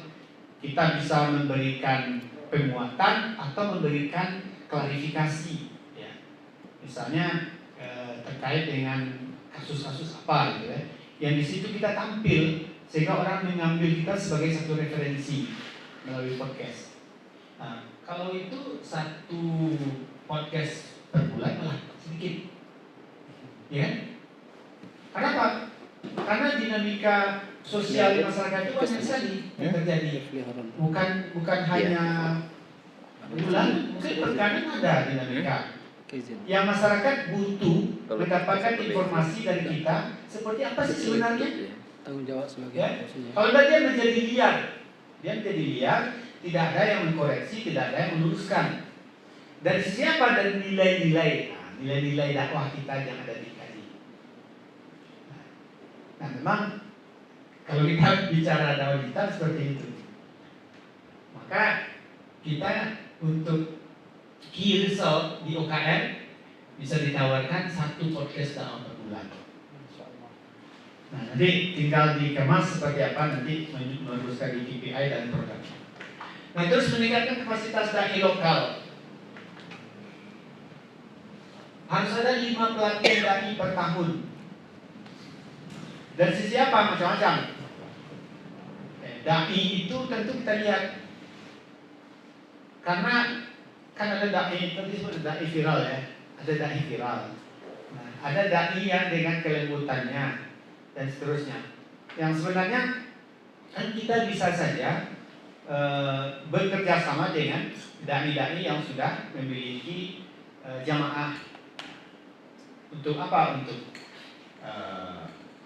followernya ataupun untuk mengikuti kegiatan-kegiatan.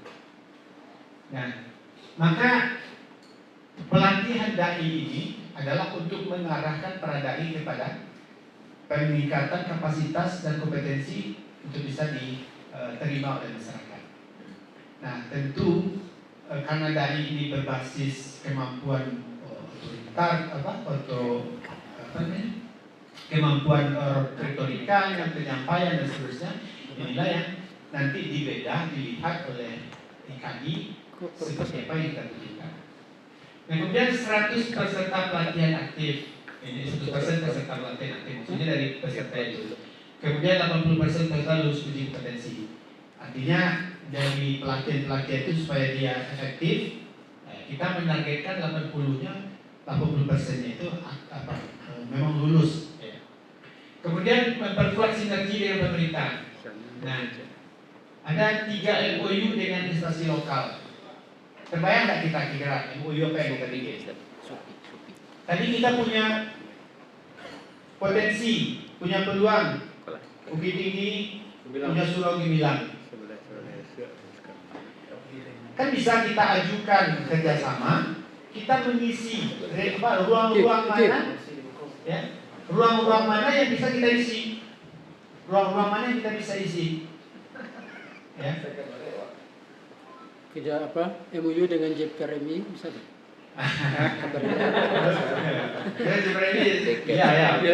JPRMI dengan instansi pemerintah dan lain-lainnya. Lain MOU sekali. Nah, jadi ketika kita ber-MOU, posisi kita itu sudah diperhitungkan. Jadi kita targetkan 3 MOU dengan sesi lokal, terus 5 kegiatan bersama ya, per tahun, 1 forum komunikasi rutin per bulan. Nah, di mana kita menginisiasi pertemuan-pertemuan. Sebenarnya di IKADI kan ada rencana pertemuan apa namanya, seperti musyawarah dai yang bisa merumuskan hal-hal yang di masyarakat itu masih menjadi persoalan. Nah, itu dimediasi oleh dia. Tapi sekali lagi kita tadi punya kelemahan ya, kita apa? Dari finansial. 50% dari Next, MOU ini tadi. Itu KPI. Untuk KPI-nya, Sudah diantar, ya, kira diantar. di dakwah digital itu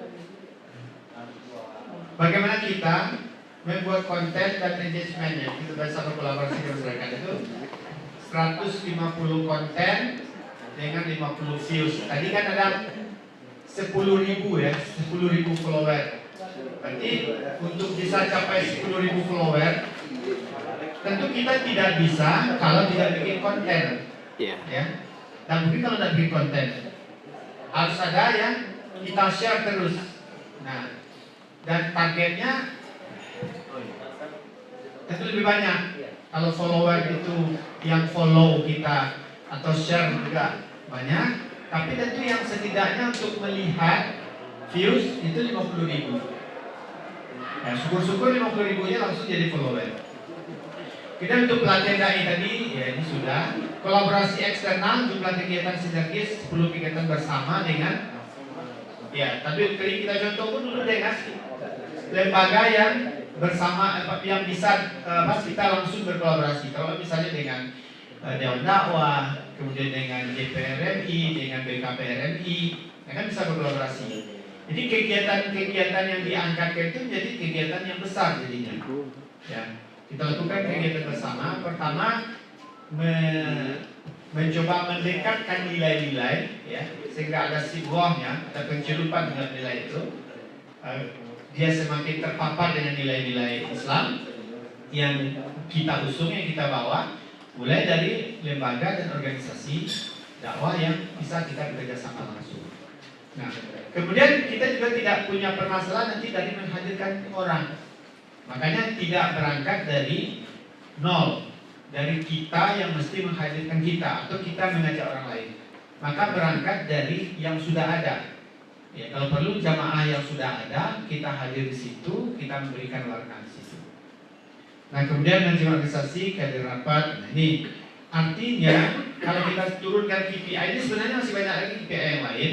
Kalau kita mencapai OKR tadi, yang untuk 10.000 follower, kemudian membuat satu podcast satu bulan, kemudian 3 konten per pekan. Nah, artinya dari sisi keorganisasian, manajemen organisasi tidak bisa dilupakan. kita harus punya rapat rutin dengan minimal kehadiran 90%, kemudian punya laporan yang tepat waktu, ya, 100%. Nah, seperti itu para asatidz fillah rahimahullah. Kenapa kita tidak nyusun bareng-bareng bersama? Mestinya nyusunnya bareng-bareng ya, sama. Tapi setidaknya dari yang saya sampaikan tadi, kita buat dulu analisa, ya, analisis kita tentang kondisi kita secara internal dengan SWOT. Kemudian dari situlah kita coba lihat, kalau kita punya potensi seperti itu, maka kita akan punya kegiatan ataupun punya target yang lompatannya dengan OKR tadi. Nah, ini contoh ya, sekali lagi ini contoh bagaimana kita menurunkan OKR tadi menjadi KPI yang bisa kita lakukan perencanaan, kemudian monitoring dan evaluasi serta pelaporan sisa rutin. Nah, itu barangkali yang kita sampaikan di materi ini. Memang tidak banyak interaktif yang seperti kita rencanakan. Kalau kita ikut aktif, tidak bisa kita sampai ke ujungnya ini. Itu ada waktu yang memang kita coba potong-potong dari sisi mencoba untuk bergali. Tapi setidaknya dari materi tadi, para asatidz kita bisa lihat bahwa penguatan visi dan misi itu memang harus berangkat dari kondisi real kita di lapangan. Dari 6 pintu materi itu kita bisa punya waktu sedikit untuk diskusi seperti yang dijanjikan oleh moderator. Mungkin kembalikan kepada moderator seperti itu. Baik, terima kasih banyak kita ucapkan kepada Ustaz Albert Tiusman yang sudah memaparkan materi beliau yang menurut Ana itu cukup luar biasa gitu ya. Artinya kita bisa menakar ya tadi analisis SWOT ya, dan itu diarahkan kepada IKD sendiri, dan tadi peluang-peluangnya bagaimana, dan dari peluang-peluang itu kita berangkat bagaimana kita ke depannya gitu ya. Dan tadi juga beliau sudah menjelaskan, mendeskripsikan bagaimana ke depan itu sehingga tujuan-tujuan IKD itu bisa tercapai gitu ya. Atau dalam artian luas dakwah itu bisa diterima oleh semua masyarakat ya. Sehingga kegelapan yang dirasakan oleh generasi per generasi gitu ya, generasi orang tuanya ya, generasi Z-nya gitu, mudanya tadi gitu ya, bisa kita antisipasi dengan dengan kegiatan-kegiatan kita. Menarik tadi kita digitalisasi digitalisasi dakwah itu ya. Kita punya potensi masing-masing kita gitu kan, dan bagaimana itu mengemas ke depan. Nah, kira-kira ini bidang-bidang bisa bisa menjawab mungkin kita bisa sambut itu dan kita sampaikan dakwah itu ke masyarakat dengan dakwah digital gitu ya. Ya, insya Allah dengan pokir Ustaz Saiful ini ya kita akan membeli laptop HP-nya mungkin HP kita masing-masing gitu ya. Masing-masing. Ustaz Abdal juga sudah punya apa ini? Tripod ini apa istilahnya? Nah, bisa untuk podcast nanti ya. Podcast. Nah, sekali seminggu ya. Isinya lah. Kita bisa latihan itu ya. Kalau banyak viewers. Monet.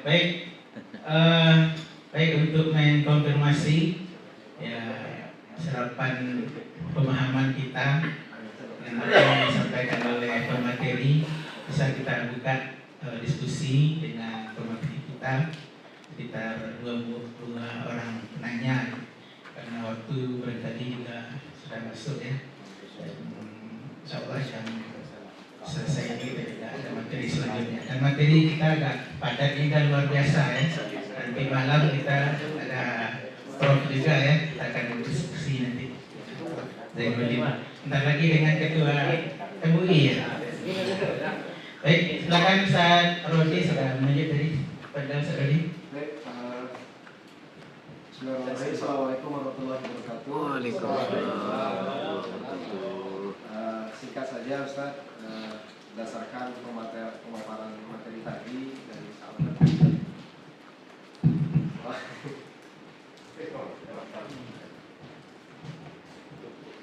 Dan dari materi yang sudah disampaikan secara umum tadi, bahwasanya memang saya melihat dakwah dari sektor digital memang sungguh sangat kuat ya untuk hari ini. Kenapa?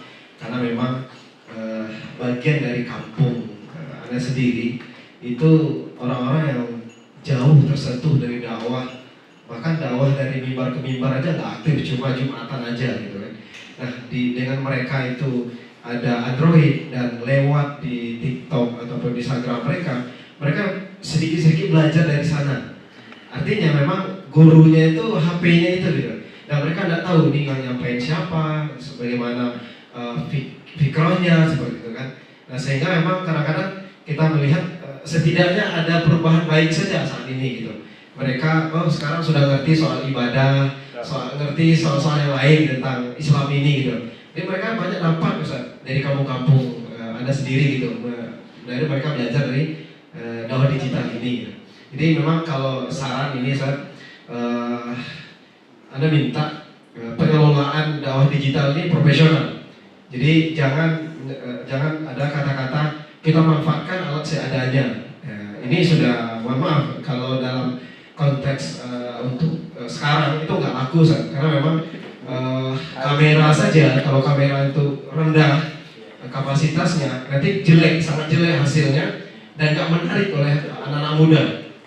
Kemudian belum lagi soundnya, musik-musik yang perlu dimasukkan gitu.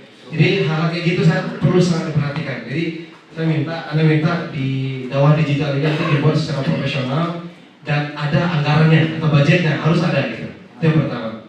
Kemudian yang kedua, Anda juga dari tadi menyinggung soal finansial, karena memang dakwah ini jalan juga karena ada finansial, ada uangnya gitu. Jadi setidaknya kita di IKAD ini punya juga harusnya semacam usaha atau unit usaha yang dimiliki oleh IKAD sendiri, dan itu baik dikelola oleh secara profesional ataupun dikelola internal saja, itu nanti dipikirkan. Tapi setidaknya kita harus punya satu unit usaha yang bisa bergerak terus, yang akan membiayai dakwah ini. Artinya kita nggak minta sumbangan-sumbangan, kita nyumbang yuk mau nyumbang berapa, kita ada seminar gitu. Jadi kalau kayak gitu kadang-kadang kalau bawa duit oke, kalau nggak bawa duit ya kasihan juga gitu kan. Tapi kalau ada sumber usaha yang berjalan setiap hari, insya Allah itu bisa jadi sumber modal untuk dakwah nanti. Itu saja dari Ustaz sebagai masukan dan saran saja. Terima kasih. Assalamualaikum warahmatullahi wabarakatuh. Waalaikumsalam. Sekarang Ustaz Rodi, ada lagi Ustaz Tis mau kita diskusikan ya. Silakan. To the point saja mengambil waktu. Iya. Saya kira Ustaz Albert Rusman, model apa kolaborasi kira-kira nanti, kan kita banyak nih mitra dakwah yang disebutkan tadi kan, dari PMO mungkin atau misalnya nanti bisa menggawangi perusahaan ini kan. Jadi ada kolaborasi antar kegiatan dakwah itu, bagaimana merumuskan dan juga mengeksekusinya dengan abang-abang. Jangan nanti semua satu gerak, tapi fokusnya seperti apa dan bagaimana seperti apa. Demikian saja. Serius. Terima kasih Ustaz Abdul Aziz. Saya rasa ini sudah cukup eksekusinya nanti ya, eksekusinya terkait dengan model kolaborasi mungkin kita bangun ya. Terima kasih. Mungkin langsung kita serahkan kepada Ustaz Albert untuk menjawab pertanyaan dari Ustaz Tis tadi. Ketua 16 Jazakumullah khair. Itu aja lah. Ini Bang, Seharusnya tadi masuk dalam list tadi. Kekawal digital ya, kekawal digital karena Teh memang kopi. ya, saat ini ML. kondisinya sangat mungkin kita masuk ke sana. Dan kemudian tadi dari SWOT kita juga seperti itu, kita punya peluang. Nah, jadi persoalannya memang di finansial, di keuangan itu tadi. Nah, keuangan itu sebenarnya kita ini kalau misalnya membentuk badan usaha dan seterusnya untuk dalam waktu dekat, kita tidak sarankan. Karena itu adalah tambahan pekerjaan yang juga tidak bisa dikerjakan secara sederhana. Tetapi sekarang itu yang dibutuh adalah bagaimana kita masuk ke IO. Ya. IO. Jadi sebenarnya gini, IO ini memang harus kita rumuskan dulu. Kita punya potensi yang besar untuk pendapatan, karena pernah juga pikir misalnya musola atau masjid. Ya. Musola atau masjid itu kan sekarang kan pengurus lebih kepada mengumpulkan infak sebanyak-banyaknya kan. Masjid Raya itu kabarnya berapa miliar ya? Saldonya. Nah, kenapa miskin pengurus masjid itu memanfaatkan dana? Karena mereka tidak punya ide. Mereka tidak punya ide. Yang punya ide itu kita. Bukan berarti kita numpang di situ kegiatan, tidak. Tapi bagaimana kita memunculkan bahwa ini akan bermanfaat untuk mereka. Kalau perlu mengkapitalisasi dana mereka lebih besar. Nah, kita hadir di situ. Nah, memang ini juga ide. Begitu juga dengan musola dan masjid yang lain sebenarnya. Nah, kalau kita masuk sekarang ke berusaha, dan ada lebih besar ya.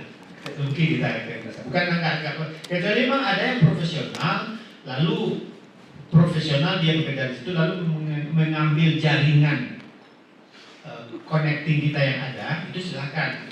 Tapi kalau atas nama lembaga IKADI membuat dalam kaidah-kaidah ataupun dalam manhaj dakwah yang saya juga tidak disarankan melakukan itu.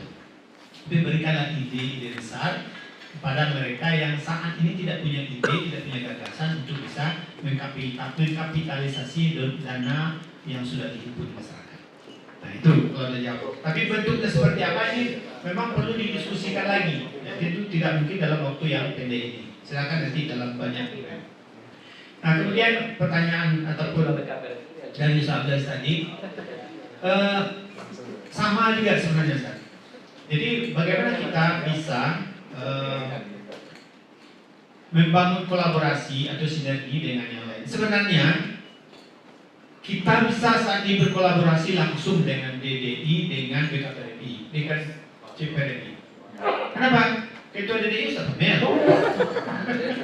Kita BKPRI Pak Jamal. Ketua CPRI kita juga. Nah kalau kita tampil barengan satu kegiatan, udah besar itu. Sebesar kan? Nah, artinya begitu. Kita lakukan pendekatan emosional dulu. Emosional artinya mungkin secara chemistry. Kalau tadi sudah jelas ya, Ustaz di DDI, Ustaz Amel ketua. Jika Ustaz Amel ketua. Kenapa tidak kolaborasi ada enggak lah itu gitu kan? Ada kolaborasi gitu.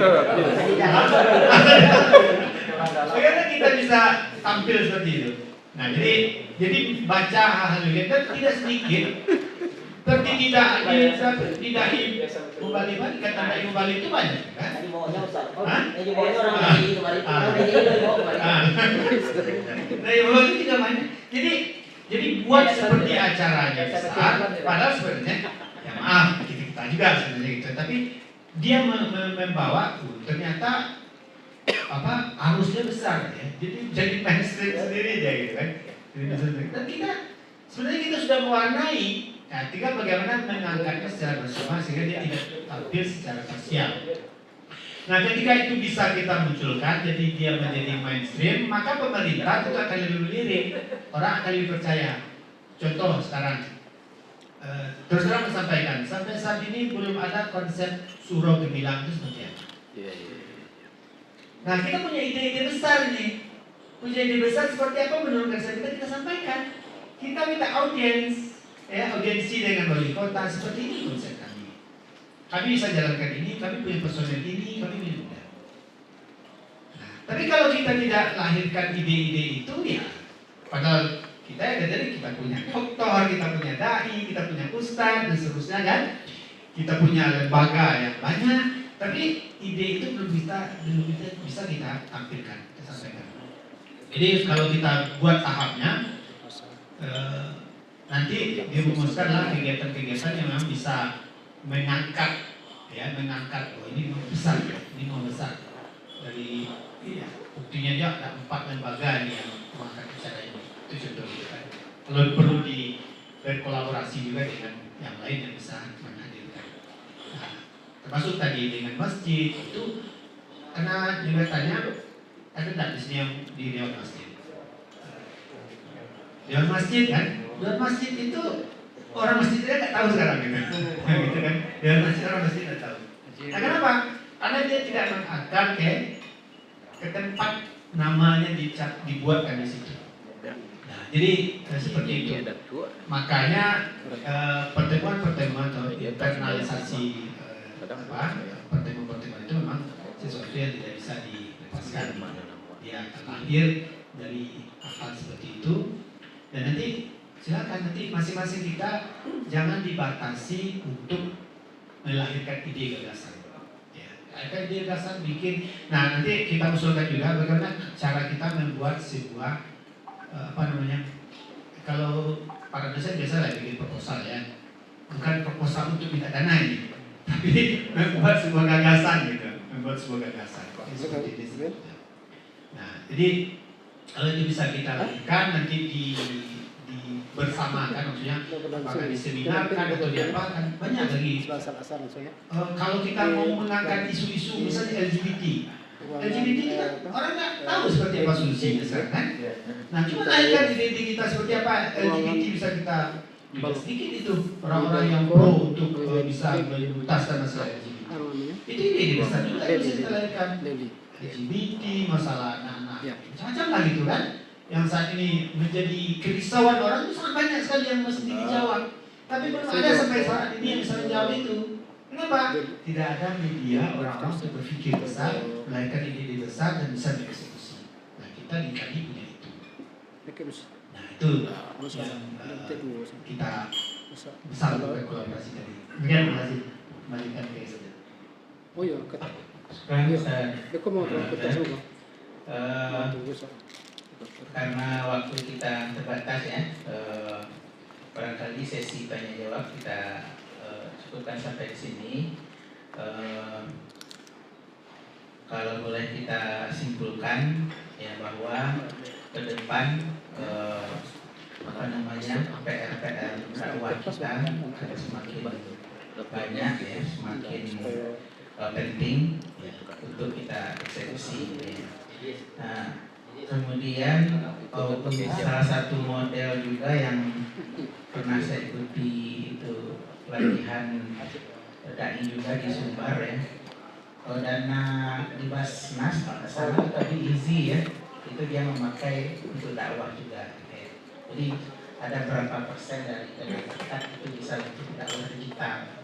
Dan mungkin kita bisa menggunakan salah satu model ya. Untuk penyaluran dana zakat. Jadi dana zakat itu kan ada fisabilillahnya kan. Nah, fisabilillah yang dilakukan itu ada fisabilillahnya. Nah, itu bisa Rodi di Basnas ya. Bisa Rodi di Basnas. Nah, mungkin bisa mengalokasikan dananya kalau dakwah digital. Idealnya itu perbandingan di Kota Padang ya. Dan insya Allah Ustaz ya kita akan studi banding di Padang nanti saya banding ke Padang. Semuanya satu. Baik, barangkali itu Ustaz dengan jawaban dari Ustaz Akbar tadi cukup memuaskan kita dan mencerahkan kita, dan mudah-mudahan dana-dana di masjid ya yang begitu besar bisa kita manfaatkan, kita kolaborasi dengan itu Ya, tentunya lewat apa ya, lewat kita yang bisa komunikasi dengan masjid. Insya Allah nanti malam kita akan materi dengan itu pengurus masjid raya ya. Dr. Edi Osman ya, Dr. Edi Osman. Nah, beliau ketua pengurus masjid raya. Saya kurang tadi juga itu ya katanya. Apakah mungkin kita apakan adakan dakwah digital kolaborasi ya, kolaborasi. Baik, barangkali sesi ini kita cukupkan. Terima kasih sekali lagi kita ucapkan kepada Jam berapa, Sat? Nanti jam 4. Ya, baik, kita tutup sesi ini dengan baca hamdalah. Alhamdulillah. Dan kita sudahi dengan Assalamualaikum warahmatullahi wabarakatuh. Waalaikumsalam. Bersatu untuk menyeru ke jalan Allah yang satu.